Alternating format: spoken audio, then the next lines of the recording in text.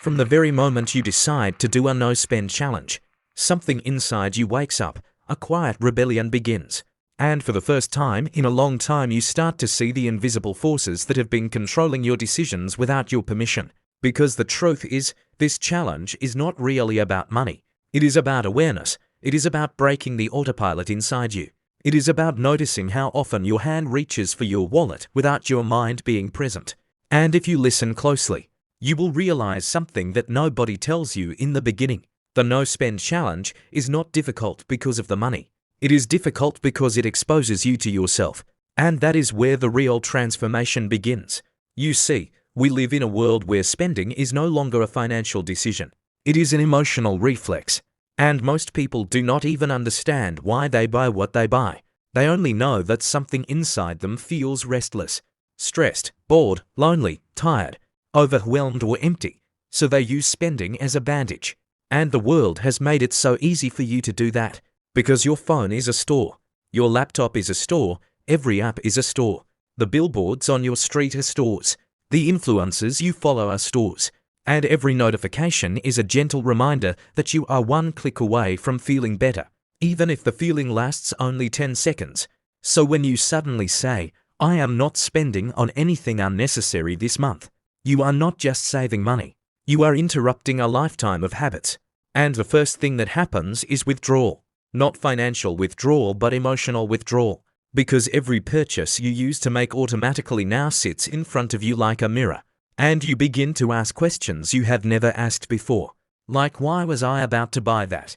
What emotion was I trying to escape? What discomfort was I avoiding?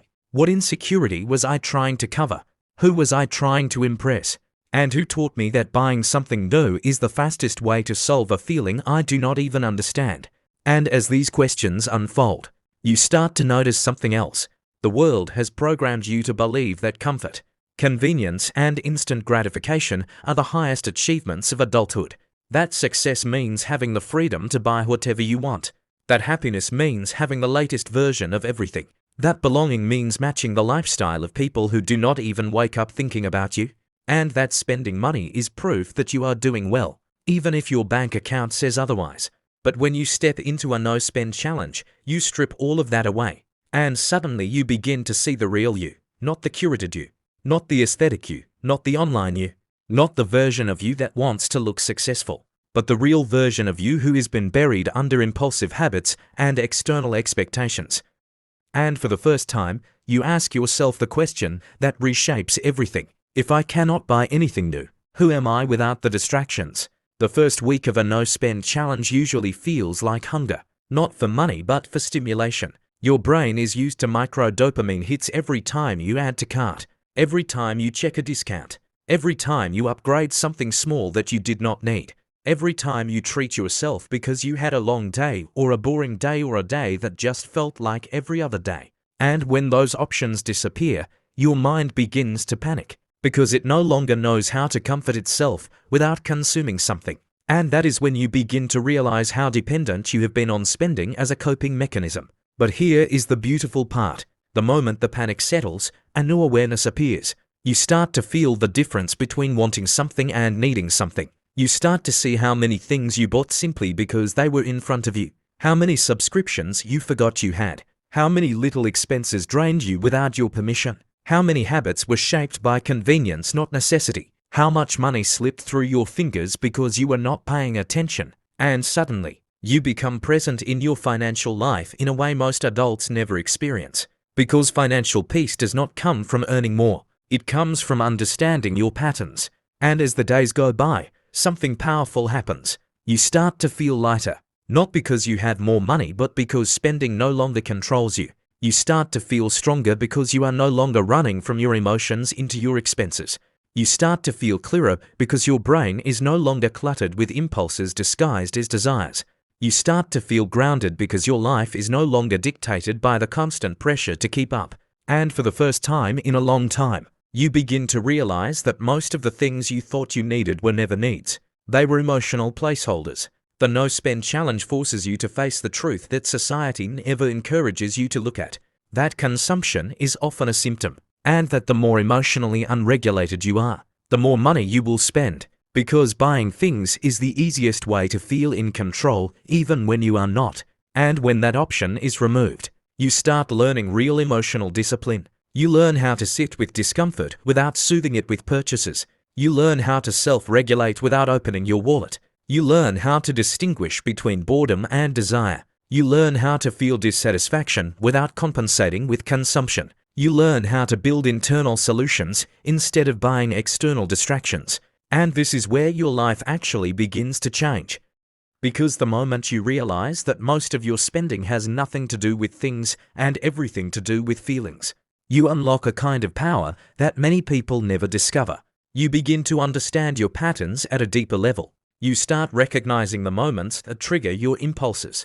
You become conscious of the way stress pushes you to buy convenience, the way sadness pushes you to buy comfort, the way insecurity pushes you to buy identity, the way comparison pushes you to buy validation. And once you see these patterns, you can no longer unsee them, because the truth will always interrupt your old habits. And then something unexpected happens. You start enjoying the challenge. You start enjoying the clarity. You start enjoying the discipline. You start enjoying the ability to say no. You start enjoying the feeling of choosing yourself instead of choosing a moment of relief. You start enjoying the control that comes from not being controlled by your impulses. You start enjoying the financial peace that comes from intentional living. And suddenly, you realize that the no-spend challenge is not punishment. It is liberation. It is not restriction. It is awareness. It is not deprivation. It is awakening. It is not about living with less. It is about living with purpose. As you move deeper into the challenge, your priorities begin to shift. You start asking bigger questions about your life. Questions like, why did I ever think I needed so much? Why did I believe that happiness comes from purchases? Why was I spending money trying to escape a life I was not even designing? Why did I not realize that discipline feels better than impulsive satisfaction? Why did I keep chasing temporary comfort instead of permanent stability? And you begin to see that financial freedom is not built through income alone. It is built through intention. It is built through self-control. It is built through emotional maturity. It is built through making decisions that align with your future, not decisions that distract you from your present. And as you approach the final stretch, something profound happens. You begin to feel a sense of identity forming. You begin to see yourself as someone who makes conscious choices, someone who is not influenced by marketing manipulation, someone who is not controlled by emotional buying, someone who can delay gratification, someone who can say no to temptations, someone who is building a life with purpose, not impulse. And with this identity shift comes a permanent change, because you cannot return to the person you were before you saw the truth. So, does the no-spend challenge actually change your life? The honest answer is yes, but not in the way you expect. It does not magically make you rich. It does not erase your financial problems. It does not turn you into a minimalist overnight, but it transforms the way you think. It recalibrates your emotional patterns. It reveals your unconscious habits. It strengthens your discipline. It rewires your relationship with comfort. It breaks your addiction to consumption. It teaches you how much of your financial stress was caused by mindless spending. It shows you how capable you are of living deliberately. And it gives you the one thing that no product can ever sell: self-control. And when you finish the challenge, you begin to make different choices. Not because a rule tells you to, but because you no longer feel the need to use spending as therapy. You no longer feel the urge to buy things to impress people. You no longer feel pulled toward impulsive decisions. You no longer feel controlled by the fear of missing out. You no longer feel the need to escape through purchases. And your brain begins to crave something deeper: stability, clarity, intention, freedom. The no-spend challenge teaches you that money is not just a tool. It is a mirror reflecting your emotional patterns, your hidden fears, your unresolved stress, your unspoken insecurities, your coping mechanisms, and your priorities. And once you understand that, you begin redesigning your entire life from the inside out. You begin budgeting with purpose, not pressure. You begin saving with intention, not anxiety. You begin spending with clarity, not compulsion. You begin investing in things that matter, not things that fill space. You begin choosing the life you actually want, not the one society convinces you to chase. And maybe the greatest lesson of all is this: the challenge forces you to face the truth that you were not overspending because you were careless. You were overspending because you were overwhelmed, because you were overstimulated, because you were underregulated, because you were using money to solve problems that had nothing to do with finances. And when you finally learn this, you stop blaming yourself and start rebuilding yourself. Because financial transformation is not about earning more. It is about becoming more aware, more intentional, more disciplined, and more emotionally intelligent. And once you reach that level of maturity, you realize that the No Spend Challenge was never about money. It was about identity, about peeling away the layers until you find the version of yourself that is capable of building a life that is not fueled by impulse, but by purpose. And if you have ever felt financially stuck, if you have ever wondered why your bank account never reflects your income, if you have ever felt like you work too hard to have so little to show for it, if you have ever felt like your emotions spend faster than your logic, if you have ever felt like you are living on autopilot controlled by habits you never consciously created, then this challenge is not just good for you, it is necessary.